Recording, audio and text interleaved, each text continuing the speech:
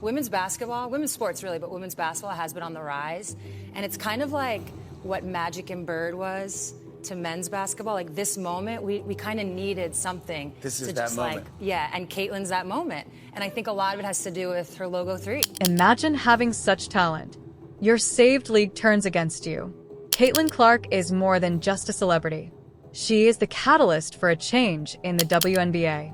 However, she is receiving tech fouls, nasty headlines, and silence from the top instead of recognition. Subbird, a legend, is now shattering that quiet.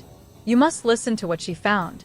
And in my experience, that is the rule. Yeah. That's not the exception to the rule. Yeah. And it feels like the narratives that have gotten formed in our league, it's like the exception to the rule gets spun as if it's the rule. Yeah. It's like the small little thing that happens gets Turns into taken as if something big. it's always happening, right? Yeah. Like one person might not like somebody, now the whole league doesn't like somebody. You know, Yeah. you get it. Yeah. So I love that you said that, mainly because that has been Yeah. my experience. First, let's talk about the podcast that revealed everything. Sue Bird. Yes. On her Bird's View podcast, the 4-time WNBA champion, Olympic gold medalist, and undisputed great revealed something shocking. She made a strong left instead of applauding Caitlin Clark for breaking records and attracting millions of new fans to the game. She spoke a more profound and unsettling topic. She said that Clark's accomplishment was being purposefully minimized by WNBA PR teams. Broadcasters were instructed by official league documents to concentrate on league-wide themes and limit Caitlin pieces. That's crazy. Now consider why a league that is seeing a surge in popularity because to a single rookie would attempt to undermine her reputation. Sue likened it to her own rookie year, when she was encouraged rather than hindered by veterans. You could hear the frustration in the way she spoke. This was disappointment rather than bitterness. And you can tell it's a warning when someone like Sue Bird speaks up. It's not simply noise. What precisely is happening here, then? Things start to become unpleasant at this point. Can we use the race angle to boost mid-season ratings? A senior executive suggested during a behind-the-scenes WNBA meeting, according to Sue. It's more than simply poor PR. Playing with fire is what that is. The league allegedly attempted to construct a narrative, pitting black against white, roughness against grace, rather than merely allowing Caitlin Clark and Angel Reese to showcase their skills. It wasn't subtle either. Racial Arc Plot Strategies was the title of an actual memo that was circulating. It featured concepts like combining wording like ice versus grit with split-screen images of Clark and Ree, essentially making their play style and skin tone a media hook. Here's the problem, though. Angel and Caitlin didn't request that. I'm here to play basketball, not be a prop in a racial narrative. Reese even wrote on social media. Clark said the same thing. First, we are athletes. This lacked empowerment. Exploitation was what it was. You could sense it too. Fans became irate. The players became uneasy. In any case, the media ran with it. Who, then, gains anything from this kind of drama? Since it most definitely wasn't the players. Let's discuss the technical issues. On May 18th, Caitlin Clark slapped the backboard out of irritation and was called for assault. That's all. No yelling, no hurling, just a gentle tapping. Diana Taurasi, meanwhile, hurled her warm-up jacket across the floor and yelled at a referee. But she was not thrown. Not technical, just a heads up. Why are we here? Fans took note. Side-by-side video footage became viral on social media. Different responses to the same actions. The leaks then surfaced. On May 10th, referees allegedly got a document explicitly stating that rookies like Clark should be watched for unsportsmanlike behavior. Put simply, refer to them more. Consider yourself a 22-year-old child bearing the league's burden. And whenever you display a small amount of fire, it bursts into flames. It isn't discipline. Targeting is what that is. If Caitlin Clark, a person with significant media support, is experiencing that, what about other rookies that we aren't aware of? It begs the question of who is actually in charge and why they are so terrified to let a young athlete just be exceptional. There are devoted Caitlin Clark admirers everywhere. We're talking about sold-out venues, number 22 jerseys flying off the racks, and school children swarming to watch her perform. She brought in fresh money, fresh faces, and fresh energy. What was the league's reaction? Rather than expressing gratitude, they began calling her fans poisonous. Yes, there have been instances of online trolls going too far, but when does that never happen? The WNBA advised athletes to stay off social media rather than confront racism or hate comments. That is avoidance, not leadership.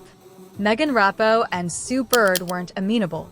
Rapinoe stated on their podcast that racism cannot be eradicated. You face it. Bird continued. The WNBA has always been about community, so why are we ghosting that community now? Clark, however, continued to do what she did, collecting autographs, attending fan events, and never making fun of anyone. Here's the question then. At what point did enthusiasm turn into a danger? Let's discuss money. The WNBA inked a massive 10-year, $2 billion contract with ESPN and Amazon on April 20th. That's over 3 times their previous deal. You already know why. Clark, Caitlyn. Ratings have increased 240% because of her. The cause of the 85% increase in ticket sales. The cause of the $25 million in jersey sales in a few months. She is more than simply a player. She is a movement and a brand. They still made an effort to keep her back, though. An internal document called Safe Versus was leaked. The star power outlined it. Option A, give Clark your whole attention. Option B, balance the exposure while incorporating rivalry and drama. Why? Because they feared that it would become overly focused on her. However, how can the league expand without acknowledging its greatest draw? LeBron is not dimmed by you. You don't minimize Serena. You stoop down. So why is the WNBA being frightened? The events that followed were depressing and expected. The league played into the drama rather than Clark's greatness. Each serious infraction became a headline. Every technical foul became a video that went viral. Every minor altercation turned into Caitlyn versus the world. There is hardly a whisper between the game-winning shots and the record-breaking assists. Why? Thus, controversy appeals to people. Clicks, however, don't foster loyalty. The fans began to take notice. According to a survey of WNBA season ticket buyers, 42% of them believe the league was exploiting controversy to boost ticket sales. Sponsors began to retreat as well. Because they didn't want to be involved in the scandal, some people postponed Caitlyn-focused advertisements. Consider that. Spin has been benching the most intriguing rookie in years. All because someone believed that drama was preferable than power. It becomes even more genuine at this point. The league's division was made clear via a leaked audio recording of an executive meeting held on May 15th. According to one executive, she is our cash cow. We cannot conceal her. Clicks from conflict don't build long-term fans, was another retort. They couldn't agree on how to promote Caitlyn Clark. Do you draw attention to her talent or cause conflict? The voices of the new school sense the wave coming, while the old school tried to maintain equilibrium. This is the reality. A generational star cannot be treated like a supporting cast member. You construct around her, much like Steph did in the 2000s and Jordan did in the 1990s. The issue isn't Caitlyn Clark. She is the model. Why, therefore, do they seem to be afraid of their own success? Do you know who is actually affected? The people observing from the sidelines and in the spotlight are the players themselves. Angel Reese didn't request to play the antagonist. Caitlyn Clark didn't request to be portrayed as the protagonist. They never tried out for a competition. All they wanted was to compete at the top level, play the game they love, and gain respect. However, the league spin machine had a different idea. It began to package their stories as though they were part of a pre-written drama series, complete with antagonists, heroes, and suspense generated by the media that didn't match reality. I'm not here to be a character in a rivalry, Reese stated on tape. I'm here to have fun. That same grace and maturity were repeated by Clark. All of my opponents have my respect. All I'm thinking about is my game. That is leadership, not merely professionalism. Young admirers should be exposed to examples like that. Instead of creating feuds, players concentrated on their skill. However, what did the league do in its place? They fueled the flames. They promoted stories that grabbed attention but failed to capture the essence of the game. They promoted conflict and division rather than acknowledging the fact that both women are groundbreaking talents who are rewriting the future. And it's lazy narrative, not to mention unfair. Instead of becoming heroes, it makes top sportsmen into plot devices, props, and headlines. Women shouldn't have their roles predetermined by a league that aspires to elevate them, way reality TV does. It ought to be uplifting them and honoring their identities and accomplishments on the court. Let's complete the circle. Sue Bird didn't need to express herself. She is in retirement. She has her rings on. She has a history. She has nothing to demonstrate to anybody.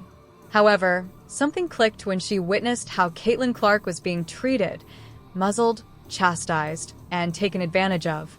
She understood that there was now more than one participant involved.